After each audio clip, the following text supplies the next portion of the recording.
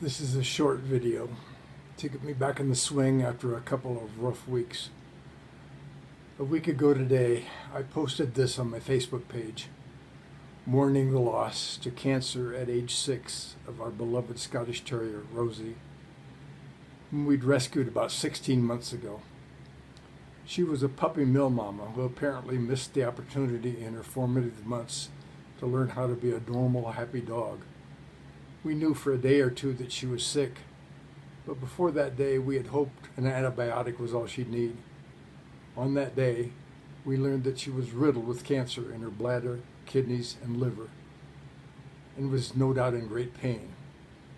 That her life expectancy was days or weeks at best, and that medical care to prolong her life would be unproductive and frankly selfish and unkind. The emergency veterinarian was sympathetic and very supportive of a decision on our part to let Rosie go that same day.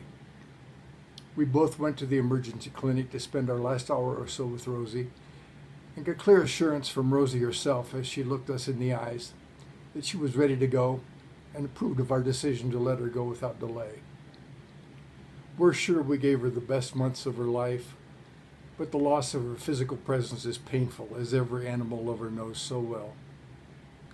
I've also been laid pretty low with COVID symptoms, headaches, body aches, extreme fatigue, weakness and dizziness, runny nose, and so on. My wife Linda and I are sure we got a case of the Omicron variant after having been double vaccinated and double boosted. We have never tested positive, apparently because we had it long enough before we realized we had it that the test didn't work. We had to deal with finding out about Rosie's terminal illness and the decision to let her go while masked up and feeling physically miserable ourselves. Linda is having an even harder time than I did in getting past the effects of the virus due to some underlying conditions. She also had symptoms I didn't, including tingly feet, which President Biden reportedly had, and loss of taste. So let this be my attempt in my little corner of the world at a public service announcement. Please take this virus seriously. Get immunized and boosted. Mask up. The effects are serious and can be long-lasting. The spiritual attributes I mentioned in this video's title, faith and hope, are on my mind because I'm well aware of the contrast between having them and not having them. I have a good friend who identifies as an atheist. He has as much integrity as anyone I know. He's kind and compassionate and an all-around good guy. I respect his path and he respects mine. In my case, it's because I understand that he's a spiritual being on a spiritual path like all of us, even though he doesn't believe any of that. Like all the self-proclaimed atheists I know, and a couple of them are extended family members, he is a materialist.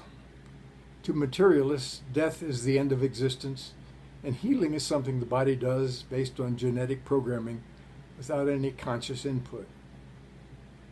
My faith and hope are similar in nature to the faith and hope claimed by adherents to Christianity, the religion I was born into and grew out of, with the huge exception that I now take personal responsibility for my life instead of putting my faith in beings up in the sky outside of myself. But faith and hope are what make a difference in my coping. I believe, I know if you will, that people and animals have souls and their consciousness and essence go on. Rosie isn't dead. She's free to romp around in spirit and come back if and when she wishes. I can take comfort in that. I also take comfort in the clear message from Rosie that Linda and I both got, that she was ready to go and that she approved of our decision to release her. I also have faith and hope in self-healing. The channelings of Cryon have taught me that the part of me that Cryon calls the innate responds to muscle testing. The good news is that I can test for myself at any time what my symptoms mean and direct my body to respond to the healing I seek. I reassured myself that I was going to be okay and that I'm healing from the COVID virus. I trust that these thoughts have been positive and uplifting. Thanks for watching. I'll see you next time.